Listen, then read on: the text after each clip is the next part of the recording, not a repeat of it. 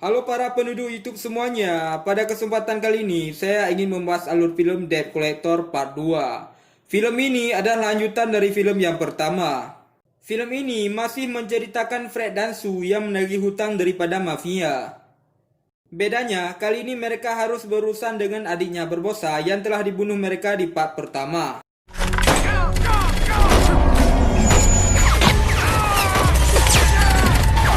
Dan sebelum kita membahas panjang lebar, intro dulu.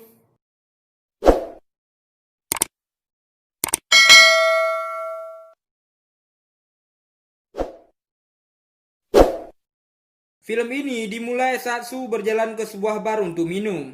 Dan di sana dia melihat Fred yang sedang makan. Namun terjadi keributan di bar tersebut. Namun Fred mengatakan agar mereka ribut di luar. Karena tidak terima ditegur, preman tersebut langsung menghajar Fred. Dan Fred yang dibuat marah langsung menghajar mereka semua.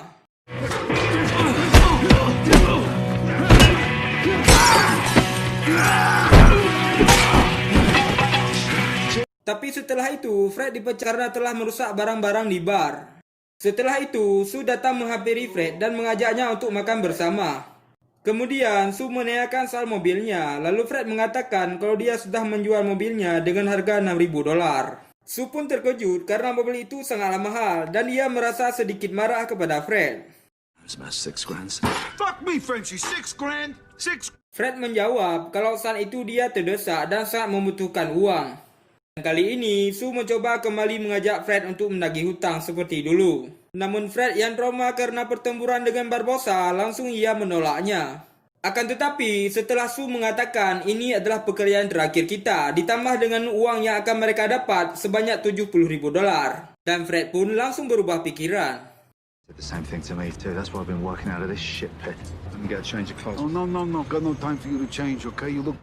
Di dalam mobil, Sue memperlihatkan kertas daftar penagihan, dan di kertas hanya ada 3 target dengan jumlah uang yang sangat banyak. Kemudian mereka sepakat untuk pergi ke target yang paling jauh, sebagai target pertamanya, yaitu seorang wanita bernama Maris. Namun di tengah perjalanan saat hendak mengisi bensin, Fred menyadari kalau ada yang mengikuti mereka, dan 2 orang yang mengikuti mereka mempunyai senjata. What's up, lads? I don't know French, can you? Kemudian Fred memberitahu tentang 2 orang tersebut kepada Sue, tapi Sue tidak menanggapinya. Dan mereka pun langsung menuju ke target bernama Maris. Come on. Avante. Let's go. Setelah sampai di sana, mereka memasuki tempat itu sembari menunggu Maris. Thank you. Hey, take a water, please. Dan akhirnya Maris pun menemui mereka. Fred langsung meminta uang kepada Maris, dan Maris pun memberikan uang kepada mereka. Saat Maris memberikan uang tersebut, ternyata Maris merekam mereka berdua dan memberikan rekaman itu kepada Tommy. It's okay, Frenchie. I got him. Selanjutnya, saat mereka ingin kembali, mereka dihadang oleh anak buah Maris karena ingin mengambil uang itu kembali. Mau tidak mau, Fred dan Sue diharuskan menghadapi mereka semua.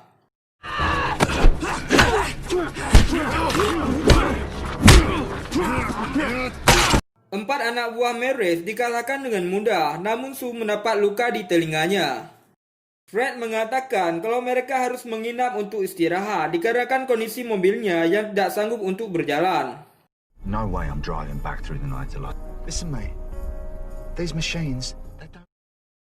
Malam harinya, saat Sue berada di hotel, dia menelpon Tommy dan memberitahu bahwa ada 2 orang bersenjata mengikuti mereka. Lalu Tommy mengatakan kalau 2 orang tersebut adalah orang suruhannya untuk menjaga mereka agar tidak membawa kabur uang tersebut. Setelah itu, Fred datang membawa sebotol bir mengajaknya untuk minum, namun Sue menolak karena ia sudah lama tidak minum alkohol. But thank you, Frenchie. Nice gesture. I thought you were bullshit.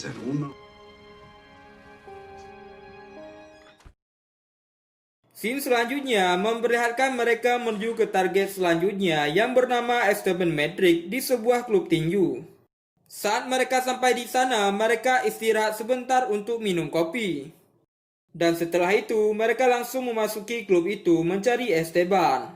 Lalu anak buahnya mengantarkan mereka ke ruangan Esteban, lalu mereka pun menagih hutangnya.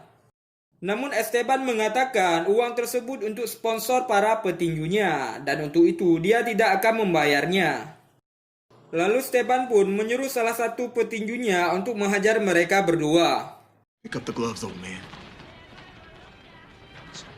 Kemudian Su pun langsung bertanding dengan petarung tinju tersebut. Namun petinju itu bisa mengalahkan Su dengan mudah.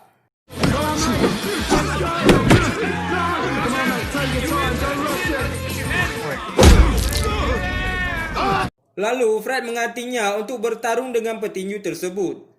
Di pertandingan tersebut, Fred berhasil mengalahkan petinju itu dan berhasil mematahkan tangannya. Get that fucking...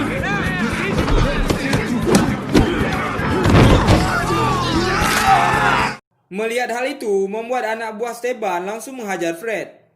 Setelah itu, Esteban mengambil senjata dan mencoba menembak Fred, dan Su langsung mengambil senjata tersebut. Su kemudian mengancam Esteban supaya membayar seluruh hutangnya, dan akhirnya Esteban pun membayar seluruh hutang-hutangnya. Setelah mendapatkan uangnya, mereka langsung keluar dari tempat itu, yang kemudian mereka mampir untuk makan. Dan dua orang yang mengikuti mereka masuk ke tempat itu, yang ternyata mereka adalah anak buah daripada Molly, adiknya Barbosa. Risih dengan hal itu, Su kemudian menelpon Tommy. Ternyata Tommy disandera oleh Molly dan hutang yang mereka tagih sebenarnya adalah milik Barbosa. Oke, di sini kita akan flashback sebentar ke belakang. Saat itu, Tommy sedang pergi ke kantornya. Ternyata di dalam sudah ada Molly yang menunggunya. Molly mengetahui kalau Tommy membohonginya kalau Fred dan Su juga terbunuh dalam pertempuran. Molly juga mengatakan kalau tewasnya Barbosa meninggalkan banyak tagihan. Hal ini Molly akan memanfaatkan Fred dan Su untuk menagih seluruh hutangnya. Kemudian Molly memberikan waktu 48 jam untuk Tommy. Sebelumnya Tommy mengatakan kalau Fred dan Su lah yang telah membunuh Barbosa. Padahal sebenarnya yang membunuh Barbosa adalah dirinya. Tommy juga mengatakan kalau Fred dan Su telah terbunuh dalam pertempuran tersebut. Di perjalanan, Fred menanyakan siapa Molly ini, dan Su menjawabnya, satu target lagi dan perjalanan kita akan selesai, dan mereka akan menyerahkan uangnya pada Tommy. Akhirnya, mereka sampai ke tempat yang bernama Skinner. Di depan, mereka melihat sekumpulan geng motor. Fred mengira yang akan mereka hadapi adalah geng motor, namun mereka salah. Selanjutnya, mereka memasuki tempat itu, dan Fred membawa senjata. Dan di dalam mereka bertemu dengan anak buah Skinner yang sedang bekerja. Fred menanyakan keberadaan Skinner dengan nada yang kasar. Hal ini membuat anak buah Skinner marah. What'd you say? I said we're looking for Cyrus. Namun Skinner pun datang dan menyuruh anak buahnya untuk beristirahat. Kemudian Fred langsung meminta hutangnya. Akan tetapi Skinner tidak mau memberikan uang tersebut kepada mereka karena Barbosa telah tewas. Skinner kemudian mencaci mereka hingga Su marah dan langsung menodongkan senjata terhadap Skinner. Namun Skinner tidak takut dengan ancaman Fred. Saat itu juga Su langsung memukuli Skinner. You're gonna go up there, you're gonna get the money right now. Frenchie, what are you doing? Skinner yang ketakutan pun langsung menyuruh anak buahnya untuk mengambil tas yang berisi uang tersebut. Namun anak buah Skinner malah membawa kabur uangnya. Hingga kemudian Fred langsung mengejarnya.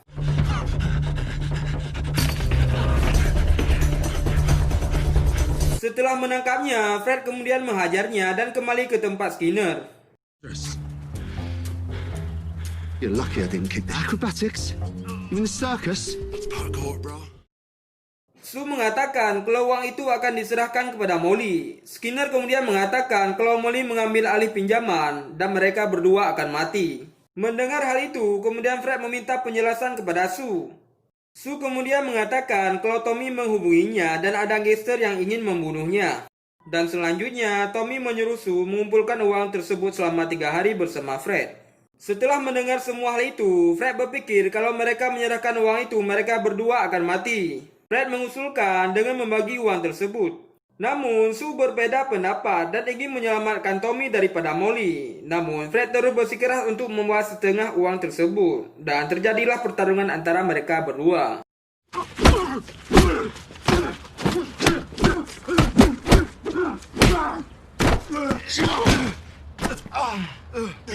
Sedangkan dengan anak buah Molly terus memantau Fred dan Sue, yang kemudian mereka mendapat perintah untuk membunuh mereka berdua. Untungnya, Sue berhasil merebut salah satu senjata dari mereka dan menembak mati mereka berdua. So there you go. Go on, take it. Fred kemudian mengatakan, ambil uang itu dan kalau kau kembali kau akan mati. Dan Fred pun pergi dari sana. Scene selanjutnya memperlihatkan Sue sampai di tempat Tommy sendirian dengan membawa uang dan senjata. Sampai di dalam, Sue menyerahkan uang itu dan meminta Molly untuk melepaskan mereka berdua. Namun Molly tidak menghiraukannya. Really think that you would ever be walking out of here free? Tom and Gong will be on our way. What do you say? How's that sound, home? Kemudian Sue menodongkan senjatanya dan menyandera Felix. Sue mengancam akan membunuh Felix. Namun ketika ia lengah, Felix menyetrumnya. You go ahead. Selanjutnya, Sue dan Tommy diikat. Disinilah Tommy mengatakan yang sebenarnya kalau ialah yang telah membunuh Barbossa karena telah menyebab anak buahnya. Molly yang mendengar hal itu, dia sangat marah dan menyiksa Sue dengan menyetrumnya. Listen. Saat mereka ingin menyiksa Sue untuk kedua kalinya, datanglah Fred dan anak buahnya Maurice. Yang kemudian terjadi aksi saling tembak-menembak antara mereka.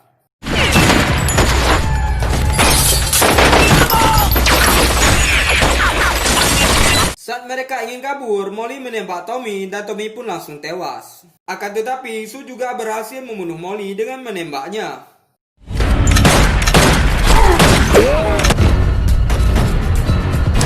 Fred kemudian membawa Sue keluar dan berhasil selamat dari anak buah Molly. Setelah mereka keluar, mereka dijemput oleh Nyonya Maurice dan kemudian pergi daripada tempat itu.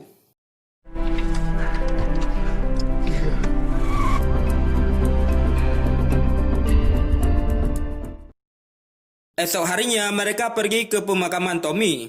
Mereka berbincang dan Fred menawarkan pekerjaan di pantai timur bersamanya, namun Sue menolaknya. Saat Fred ingin kembali dengan mobilnya, Sue terkejut dengan mobil yang sangat keren. Dan mereka pun menaiki mobil itu untuk bersenang-senang. Hey, listen, mate. It's great, but it's still... Dan akhirnya film pun selesai.